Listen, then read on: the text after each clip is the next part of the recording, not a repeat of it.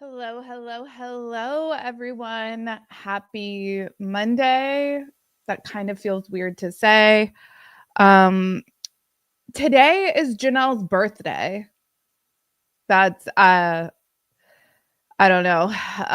You can only control so much as far as scheduling, I'm sure, but I just saw that she posted on Instagram a thank you to everyone, the outpouring of love and support that she's truly appreciated it. So I hope that she is getting birthday well wishes.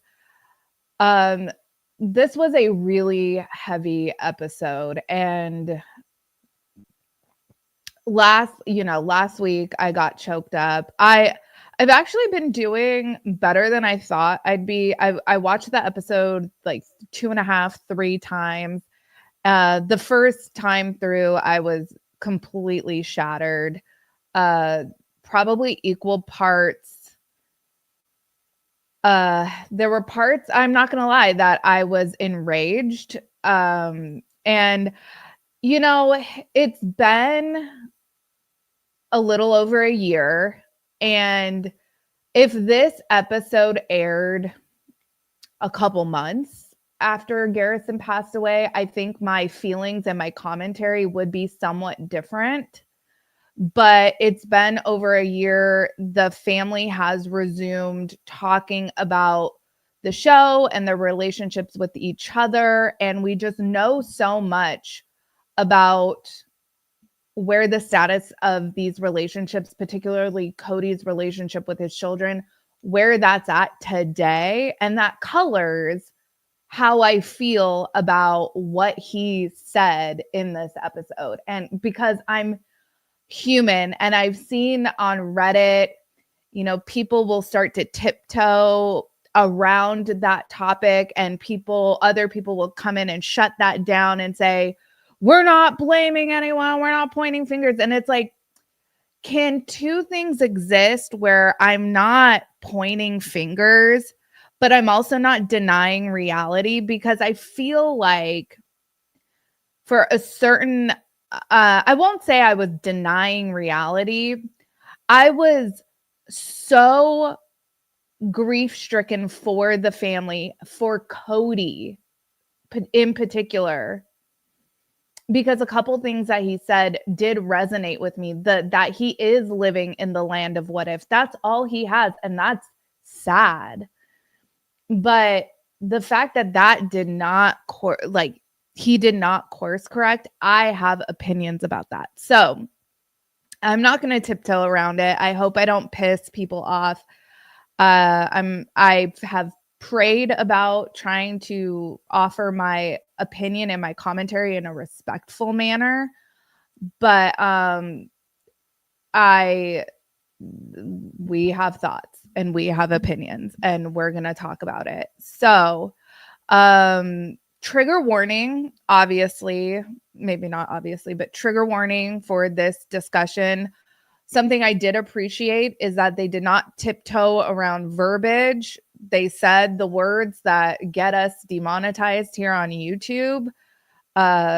They weren't tiptoeing around how Garrison passed. They didn't tiptoe around the topic of alcohol. And I appreciate that. I appreciate that we're having the conversation. So for that, I'm grateful to the family for that vulnerability.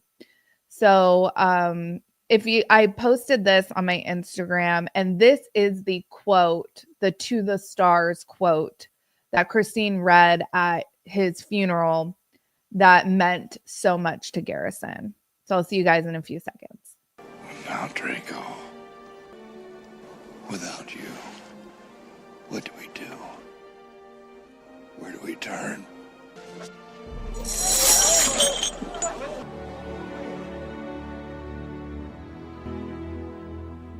To the stars, Bowen. To the stars.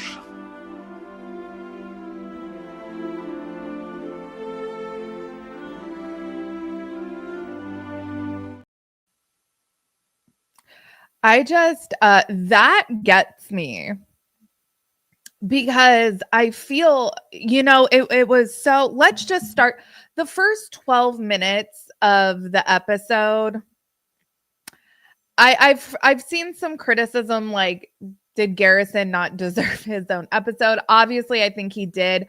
What I feel like they tried to do, the way they tried to couch this episode, is that these tragedies come out of nowhere.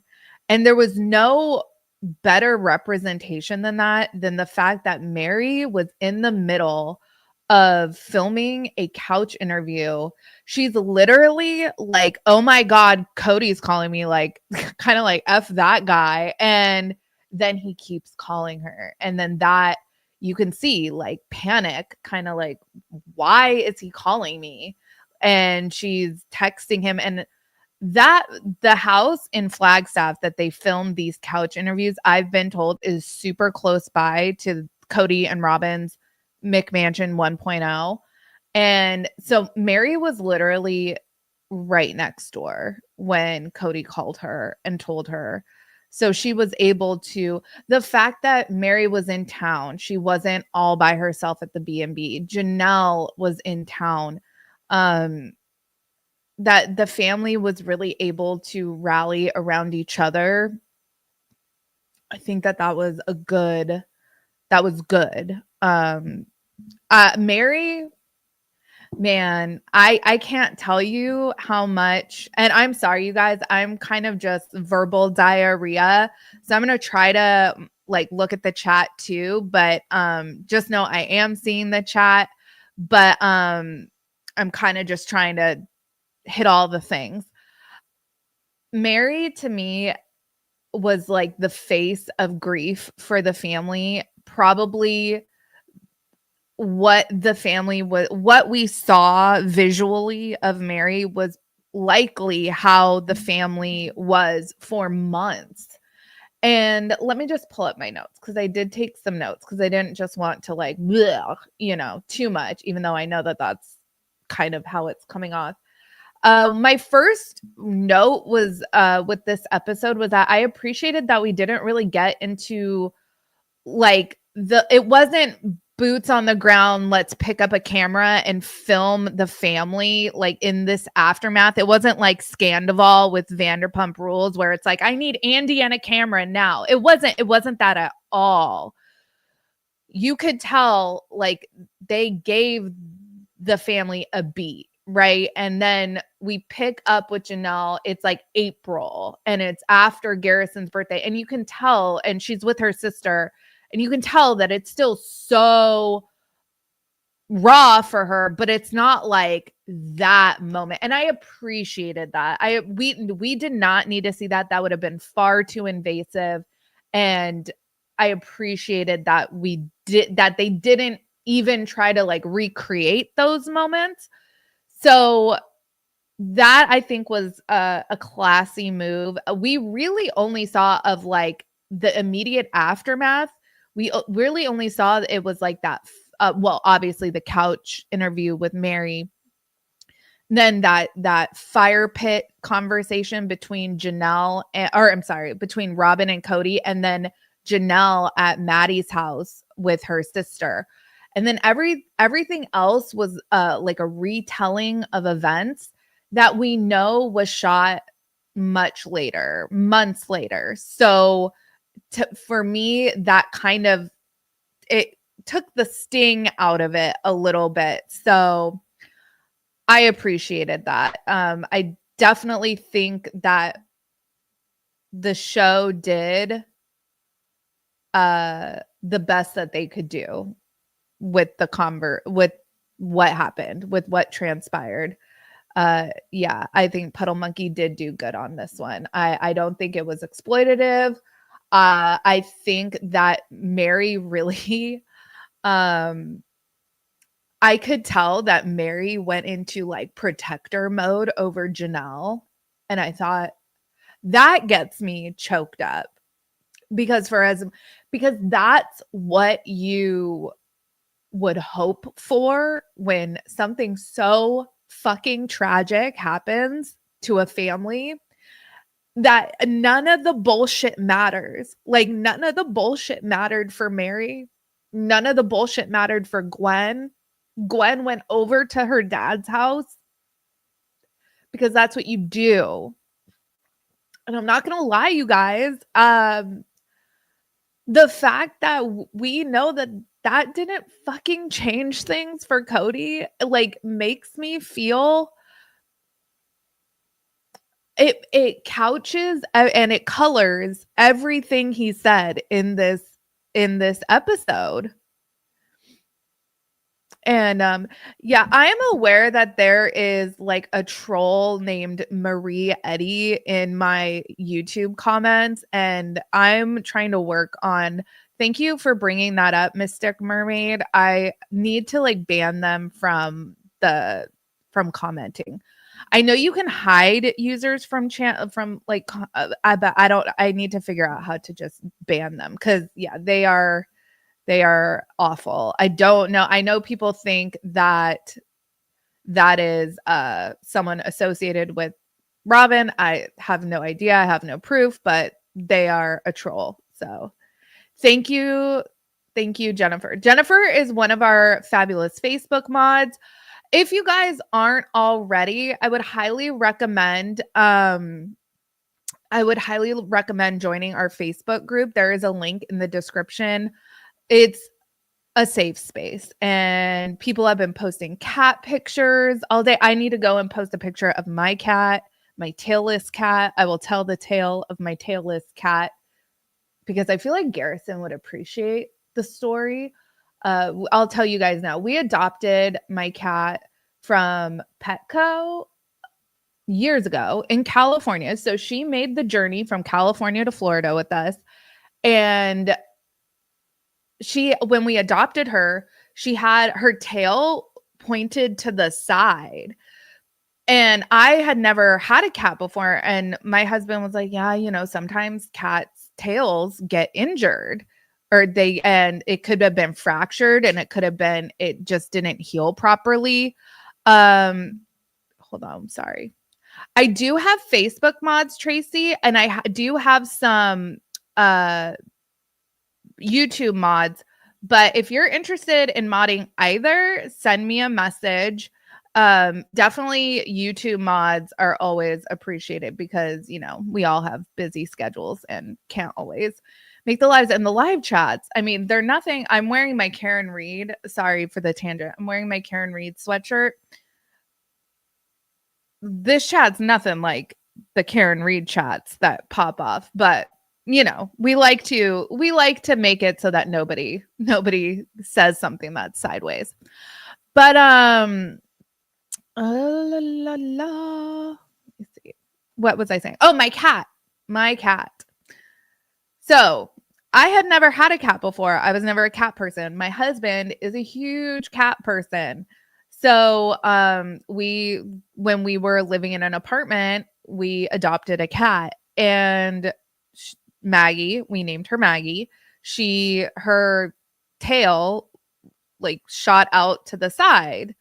And my husband was telling me that, and the people we adopted her from actually told us too, that that happens to cats, and that depending on where they came from, like if they were found abandoned on the side of the road, who knows, like they can get injured, and then their tail gets broken. And so we just raised her with a broken tail, like, whatever. The only issue was that she couldn't use like an enclosed litter box, which was a bummer because I also have a dog, and then the dog likes to get in the litter box, and but that was really the only issue for years. And then all of a sudden she started having crazy behavioral issues, clawing at everything, and having accidents all over the house. And she would only eat one type of food, and then even that food she would go like sometimes a day and a half without eating. And I'm like, I'm losing my mind. I've taken her to the vet 4 times in a year, and they're telling me nothing's wrong with her, like her labs are coming back fine. And I'm like, what? So my cat's just an asshole? My cat just became an asshole? Like, what? Like, is it Florida? I don't know. And then the vet recommended, like, we should do an x-ray. And I was like, well, I was like, her tail's always been like that. And I'm like, how much is that gonna cost? You know, like keeping it real about, we don't have like pet insurance. So I'm like, you know, a couple $100 for an x-ray. Okay. Well, then they tell us, well, really, her tail had like fused to her spine. And the vet was like, she's in a lot of pain. And that is likely why she is having all these behavioral issues.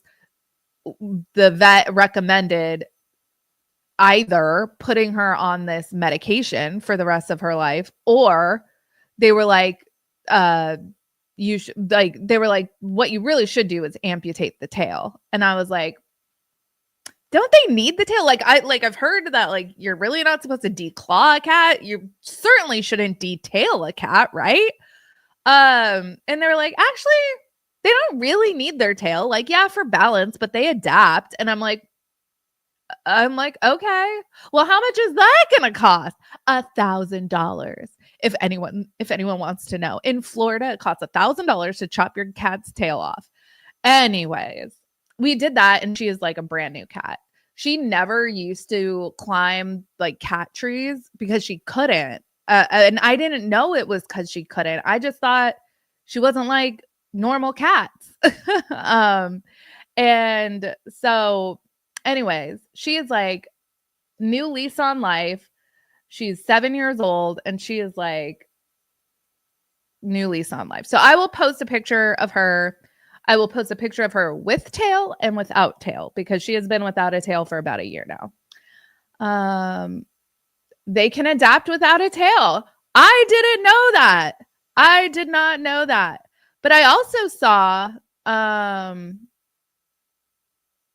pet chiropractor, Animal Cracker. Try him first. Now, balance thing for a cat's tail, I heard. Yeah, that's what I heard too. That is, yeah. Aunt Mitty, thank you so much. Gwen asking if she could come over said everything to me. I wouldn't feel the need to ask. I'd fly in my dad's front door and throw myself in his arms. I had a feeling that was more so, had more to do with Robin than anything else. Animal Cracker is his YouTube channel. So yeah, I love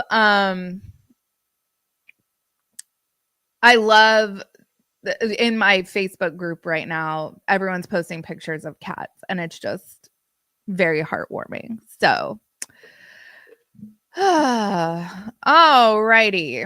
So that's the story of my cat with no tail. And, you know, I have a Corgi Australian Shepherd mix. That's my dog, Chloe.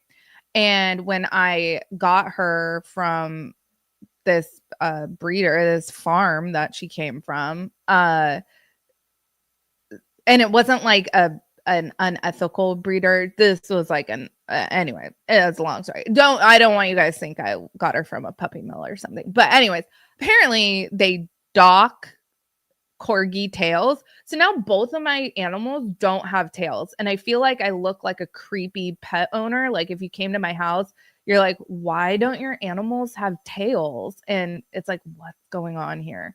Anyways, there's probably something to be said about that. I think I said this at the beginning, but I felt like watching this episode, I would likely have different commentary if this episode was released a year ago. Because I obviously would have, because for a long time, I afforded Cody all the grace in the world. It really wasn't until season 19 started airing and we started figuring out where they were messing with the timeline. And then, you know, watching things that the kids were saying, like things McKelty would say on her Patreon, We know something went down at one of Garrison's memorial services. Things Maddie said on her podcast, that how we know that like many of his kids are still no contact with him. Even as recent as a couple weeks ago, Mykelti was talking about things that her dad would need to do and she wishes he would do in order to make things right with his kids that he still hasn't done. With I can't separate that and pretend that that doesn't exist, right? Or that never happened. So I think that things he said, like things are irreconcilable, or that he is living in the land of what if, it hits me only, like I only have so much for Cody. I have an endless amount for the rest of the family. My God, I have never wanted to climb through the TV more and hug someone than I wanted to hug Gabe in this moment. I don't know why he agreed to do it. I suppose I'm glad he did, because I'm glad that speaks to, I feel like, okay, I'm glad to get like a temperature reading on Gabe. So for that I'm glad, but I know nobody like forced him to do it, like, of course. So for whatever reason he felt like talking about it in the way that he talked about it, I'm glad that he did. But I have never wanted to hug someone so much. He probably did it for Garrison's memory. Calling him Gare and the true mark of a gentleman and things like that. I just Danny, I agree. I did find Mykelti's comment disjointed. Maybe they didn't splice it right. Yeah, they might have with the editing, it might have came out weird. I also found Tony's commentary. Tony, it almost was like someone who didn't really know Gabe or Garrison. I just think it was awkward editing. I'm just gonna attribute it to that. Mykelti did say, I saw that she posted, she's only gonna be reacting to the first 12 minutes of this episode. She's not going to react to obviously the rest of the episode for obvious reasons. And I hope Gabe got some help. Must have been very hard on him. I hope so too.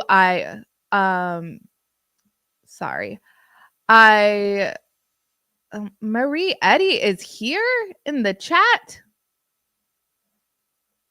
I don't know about that, Marie Eddie. We'll see. You guys let me know if that is the troll or not.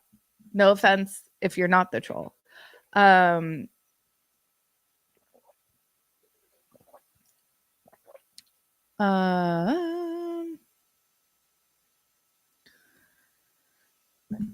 Sorry, you guys, just catching up on it. Yes, she's in the chat. Okay.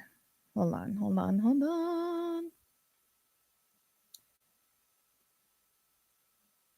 Ban user and delete their comments. All right. So Marie Eddie, if you are not that Marie Eddie, I do apologize, but you're not gonna troll in this chat today. Okay. This episode proves the OG3 were tight and cared about their family. Yeah, definitely. I removed that Marie Eddie, so kick rocks with no socks and flip-flops. Robin appeared disingenuous, no real tears like usual. I will say, I think my biggest criticism with knowing everything that happened. So one of my notes is, we, the viewers, don't have amnesia and we remember season 18. We remember the status of Cody and Garrison's relationship. We remember that Garrison's last text message had to do with his relationship with his dad, and it was sent to members of production and things like that. So the decision to include so much of Robin was an odd choice to me. I understand and appreciate that she would be Cody's emotional support person. So seeing her talk to him by the fire pit and stuff, what that made sense to me. Everybody needs somebody to lean on. So I don't begrudge that for Cody, but did we need her take on where she was when she found out? I don't think anybody really gave a fuck. I'm just going to keep it all the way real. So that was just I was like, who cares? I'd love to see more of anybody talking about like their favorite memory of Garrison. It is absolutely wild to me that Mary was filming when this happened. And I thought that I actually thought it was a good decision by production to keep that in, because that just goes, it's the perfect example of how your life is like going along, chugging along, and then boom, you get sideswiped with some terrible news. And it's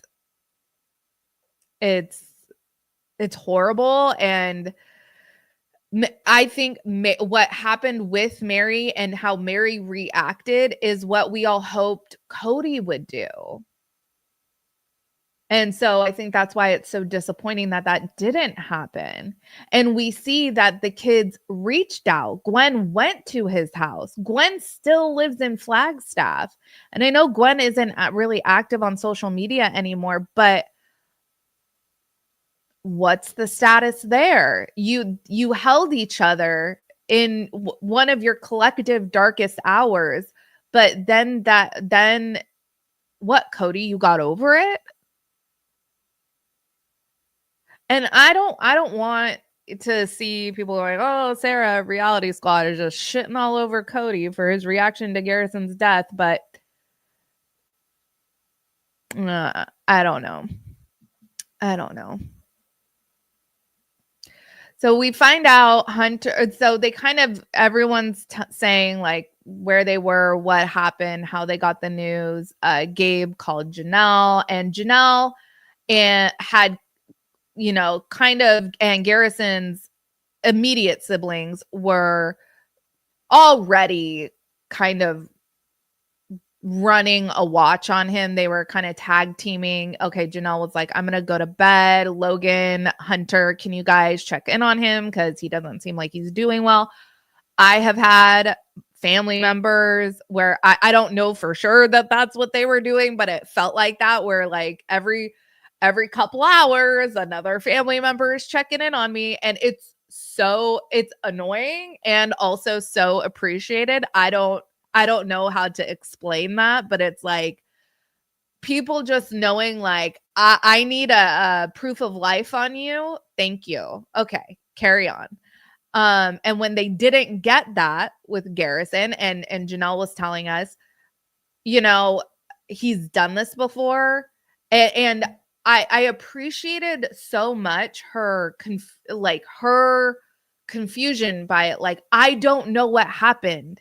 He's been there before. He's gotten to this place before, and he's gone to bed, woken up. Like, it's, he's gone, like where we can't get a hold of him, and then we get a hold of him. So like, it was maybe not just another day, but it was like, okay, we're doing this. This is what we do when Garrison is in this mode. We kind of all hands on deck. And I sure that the last thing that they thought was that he would be successful.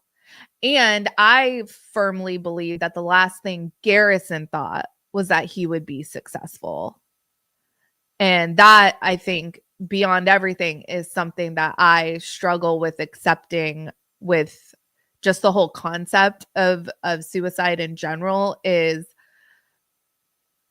just a split-second decision, obviously, can change everything. And I've heard people talk about their attempts and coming back from that, and you can't come back from it if you're successful. And it's a terrible, terrible tragedy. And let me catch up on the chat real quick. Hold on. I was pissed when Robin talked about Gary. She had nothing to do with that, especially it was so disrespectful. Yeah, a lot of people felt that Robin's contributions were unwanted, at the very least. They probably, because what I heard, I think McKelty reported on her Patreon that ultimately Janelle and Cody had total control over how this was depicted. I'm sure that Cody wanted to pepper in Robin being emotional, but it definitely did not hit the same. There was literally one point in the episode where Robin, I swear it was like she was trying to produce a tear. And then it cuts immediately to Mary, who like can't keep it together. And just the stark contrast in grief was really telling. And I've seen that commented about.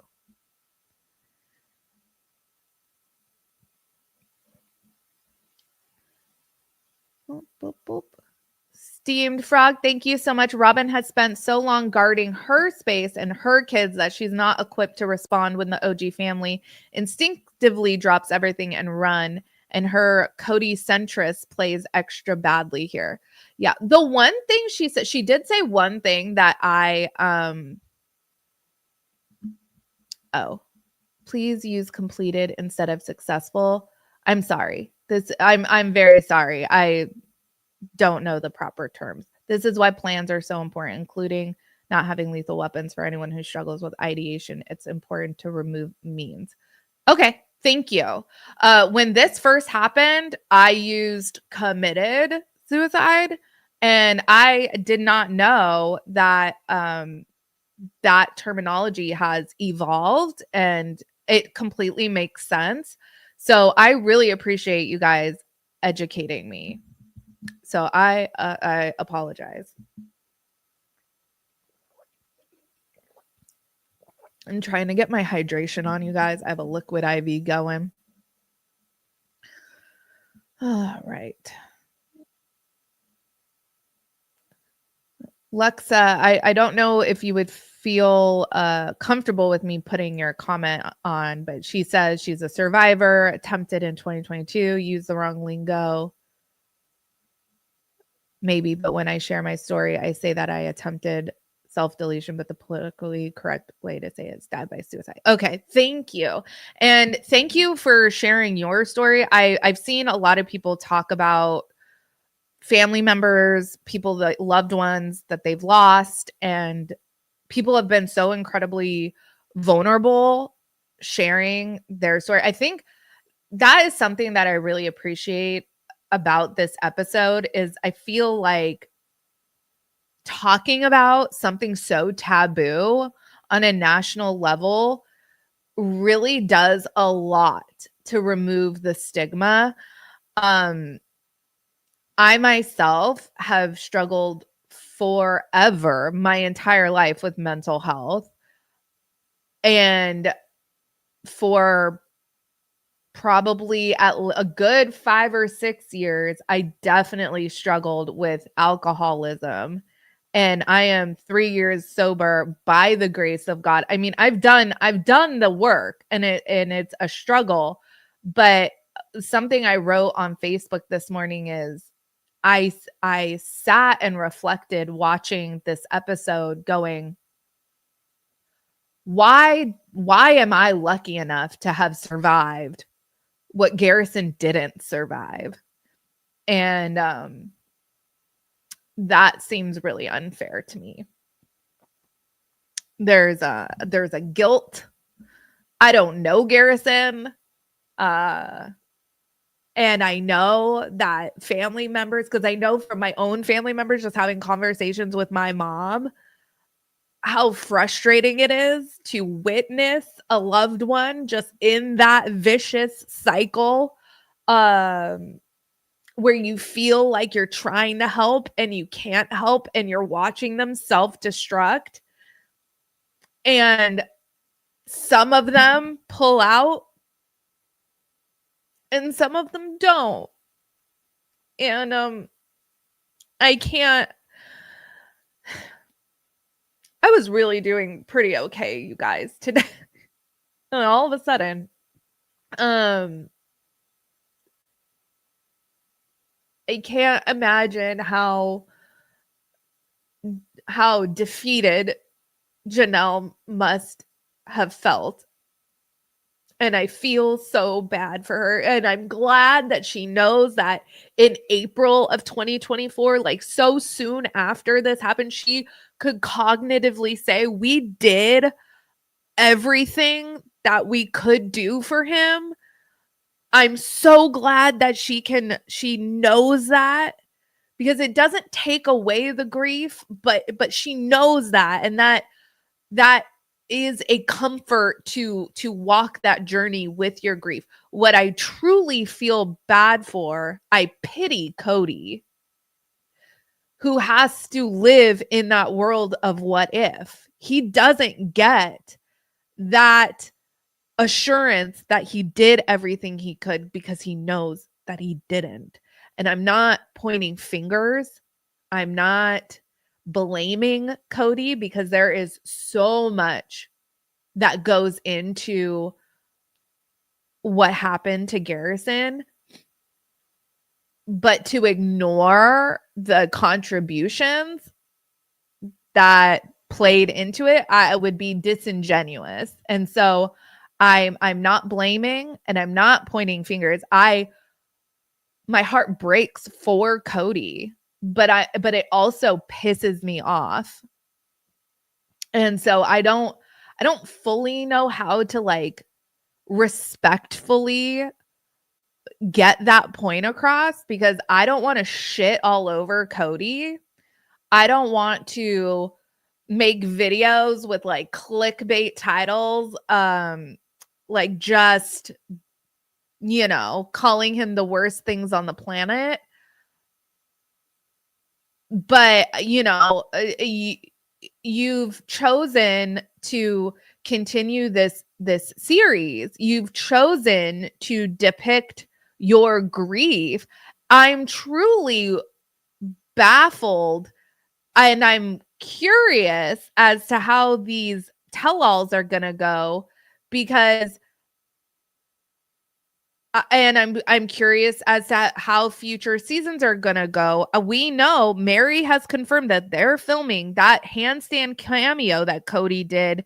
He was referring to hopefully wink wink another season is coming. So we know we're getting at least another season. How is this? Is this gonna be the new pink elephant in the room? That we're how are we going to address this and talk about this? Not about what happened, but about how that didn't change Cody. How are we going to square that? I have no idea. And it's hard as a person that comments publicly on this show. I don't want to come off as insensitive, but I also am like, I'm done. I'm done ignoring reality. So, all right. Let me catch up on some comments. I'm glad you guys are being there for each other. That is amazing. I love to see it. Suki had better ask the hard questions of Cody and Robin. Ms. Linda's, Miss Indiz? I'm sorry if I butchered that. I'm so sorry. One can hope. I won't hold my breath because Mary went on to Tamron Hall. And this is the other thing too. Like there's no relationship mending between between Cody and the OG3 because Mary just went on Tamron Hall like a month ago and said that she has no relationship with Cody and Robin. I cannot believe. I just truly can't believe that because you can tell. So we know, well, we don't know for sure. We know for sure that lunch dinner to celebrate Aurora's baptism was filmed after Garrison passed away. And I found that things he said during that distasteful, like how he got excited about you people talking about like the people at the dinner. I'm pretty sure that meetup conversation that Janelle and Mary have on Coyote Pass was also filmed after. And I think it was filmed probably like June 2024. That's what people were saying based off of like social media posts from around that time. So I feel Mary, first of all, that puts new light to me on Janelle contemplating getting a spiritual release from Cody. Right? I don't know. But then also Mary offering to go with her. I felt like that was just such an act of compassion. Like these two women that historically couldn't even drive in the same car together really like needed years of therapy to even like reconcile their relationships with each other. Now Mary is like, hey, I'm coming over, I'm bringing food. Like the end. Like Mary didn't need to be invited. Mary just went because that's what you do. I flip-flop on Mary a lot with certain episodes. She pisses me the fuck off. And then this episode, Mary has earned, and not that she needed to earn respect with me, but my God, she showed up. She showed up. And I think she also took on a lot of like, I will lose it in the confessional. I will expose our family's grief and I will take that on and be that vulnerable for the public so that Janelle doesn't have to. And I thought I viewed that as an act of compassion. And I love Mary for that. Endless amounts of respect for Mary for that. Garrison was, you can really tell, you guys, this episode, the way that Christine and Mary and obviously Janelle talk about Garrison, he was all of their kids. And then also during that meetup on Coyote Pass, Janelle says when Cody was what he would preach to our boys,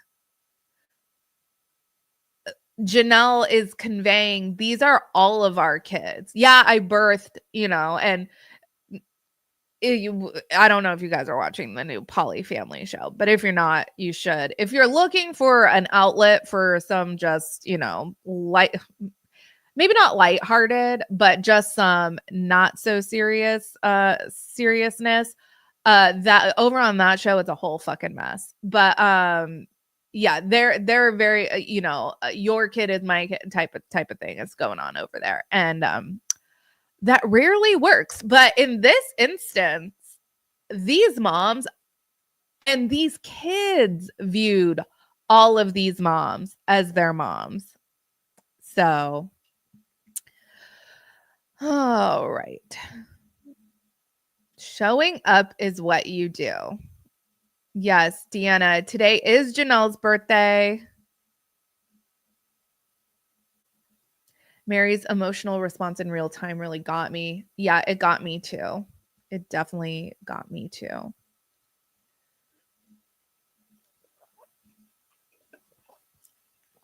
Poly family, you guys. Liz, how are you writing in all caps? That's cool.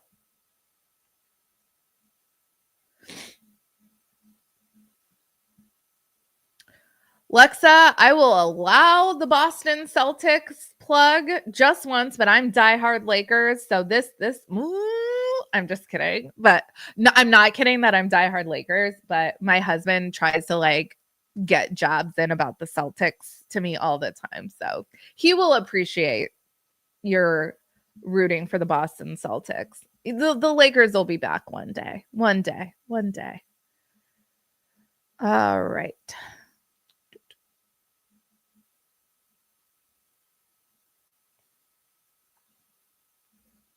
Yeah, not to like digress into polyfamily, you guys, but yeah, the kids. Think of the children. Think of the children, please. All right.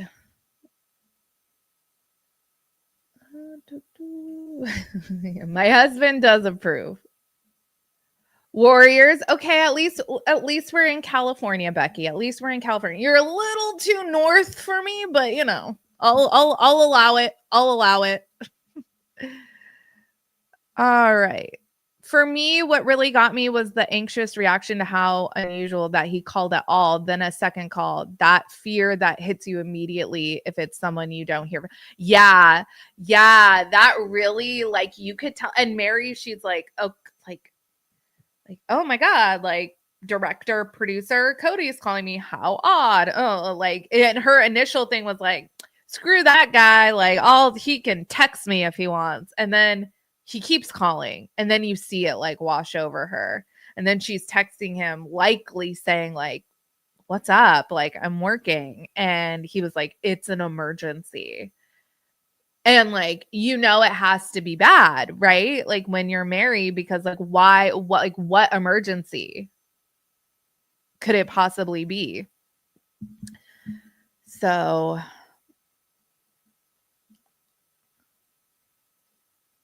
Lexa, you are in. I knew you were in Los Angeles. Girl, we are going to have a conversation. We are going to have a conversation. Go Dodgers. Yeah. My parents are diehard Dodgers. Diehard Dodgers.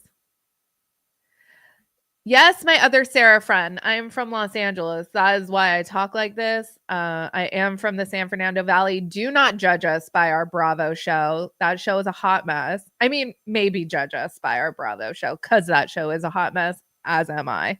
But anyways, all right. Let me pick up some of the rest of my notes. Like I said,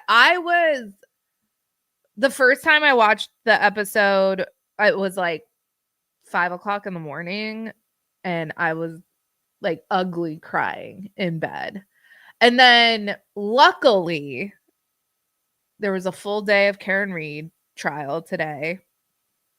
And so I had that to kind of distract me. And then I started taking my notes, and I really started marinating on, am I being irrational about Cody? And then I'm thinking, literally in like November or December, when Madison had her podcast, she was talking about how she's no contact with Cody. So no, I don't feel like I'm being irrational about him. I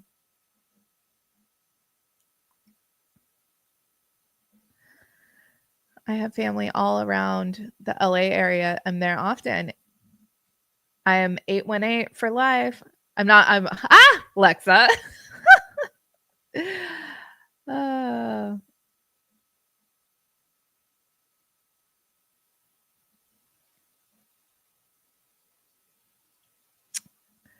All right. Hold on, you guys. Let me get back to my notes. I don't know if I already said this, but when Madison talked about certain events altering your brain chemistry, and that one of those events, like having to talk to your other siblings about a sibling that has passed away, alters your brain chemistry. Like, my God, I feel so lucky to have never had to have that conversation, and I hope I never have to have that conversation. But that really was like, I felt like that was a very poignant thing for Madison to say. There was also something poignant that I think Robin said in this episode. So I'm not going to totally shit all over Robin, but when she's talking to Cody, and again, I don't begrudge Cody leaning on his wife for support. But when he's talking about how people are telling him not to live in the what if, and how he's like, oh, he's like, that's how I operate. I was like, I get that. I would be like that as well. So also, I don't begrudge that from Cody, and I found that to be relatable to a certain extent. Like, they can tell you how to grieve X, Y, and Z, but at the end of the day, you're gonna do it the way you do it. But when Robin said the body keeps score, or the body keeps track, that is so real. There have been days where I am in like a multi-day mental health spiral, and I will literally be sore afterward. Like, after I start to like come out of the fog, it's so exhausting being mentally ill. I if you can relate, I feel like you're like, yep, I get it. And if you can't, I'm so happy for you.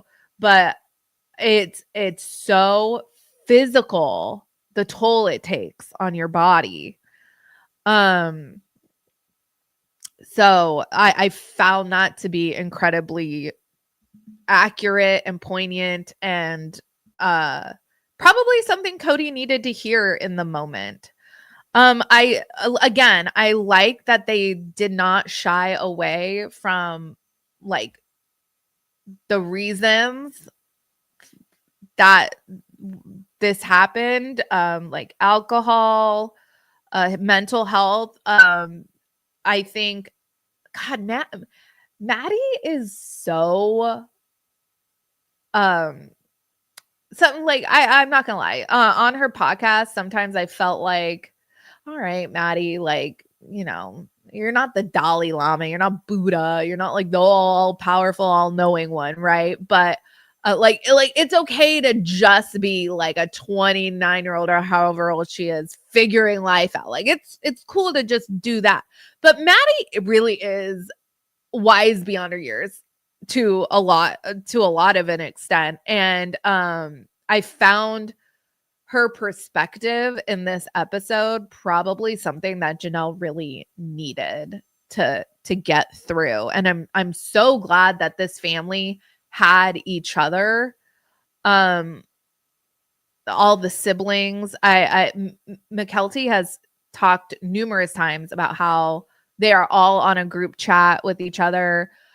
Even in this episode, Janelle is talking about how they do mental health check-ins. I hope that they are checking in on Gabe around the clock, because I cannot imagine how traumatic this has been for him. And so in that respect, I really am glad that we, the viewer, got to see him in this episode, just to know that, like, I mean, he does look like he's been through it, but just to know that he felt okay enough to even do this was like a positive thing in my opinion.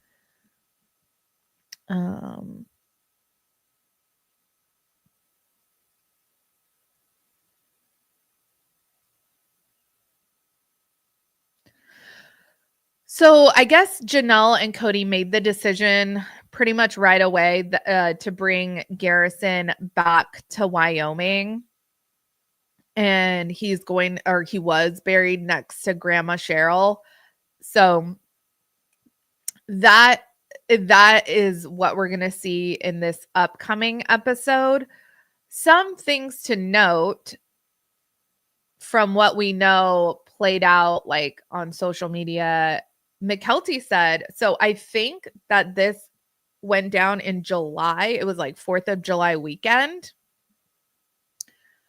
McKelty had originally talked about all these events that they were doing to honor Garrison's memory. And one of the things was going to be this big family reunion in Wyoming. McKelty ends up not going. So I don't know why she didn't attend. But if that's the same event, McKelty's not going to be there. So it'll be interesting to see how that plays out. The other thing, and we'll just wrap up with this.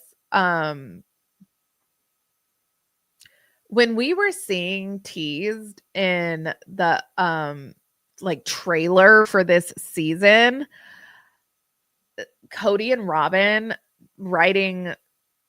both riding a horse, I was like, ew, nobody wants to see that. Now knowing that is likely them riding on like their Cody's family's ranch, I'm even more like, seriously.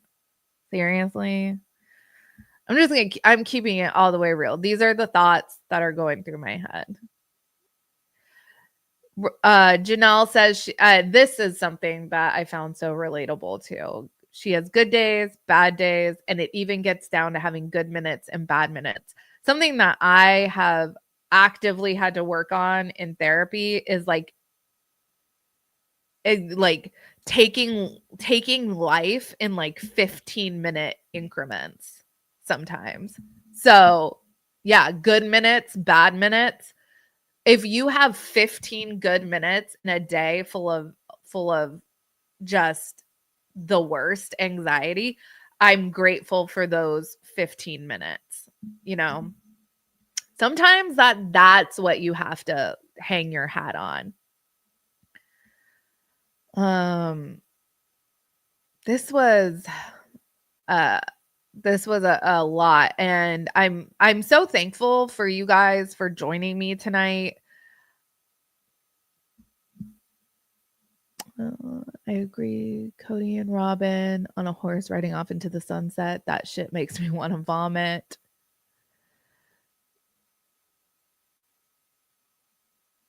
Yeah, when Janelle said she would forget and then remember again. Yeah. Mourning is so hard. Taking things minute by minute was so relatable to me. Yeah.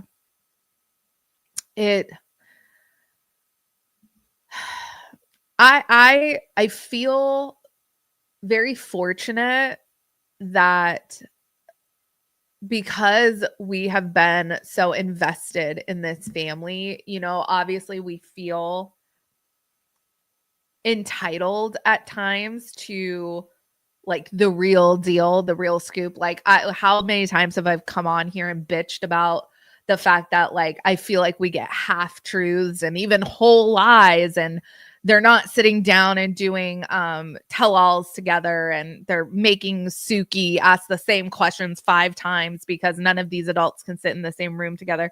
Like I bitch about so much when it comes to this show. But at the end of the day, like none of us felt like we needed them to maybe address it, but not share their grief. And the fact that they came on and shared their grief, I think a way to destigmatize just the whole culture, the whole issue with mental illness. And hold on, something is beeping. Hold on, you guys. I need to text my husband. Hold on. Something is beeping.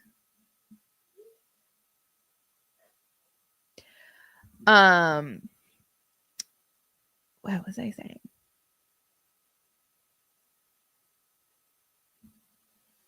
It was very classily done. Yeah. So yeah. Sorry about that, you guys. The fact that they let us in, invited us in because they know that we are have been invested in their family. I thought that was very generous of this family. And I'm very appreciative of that because it allowed us to also grieve. So I'm very appreciative to Janelle above all, and to his siblings, to Mary, to Christine.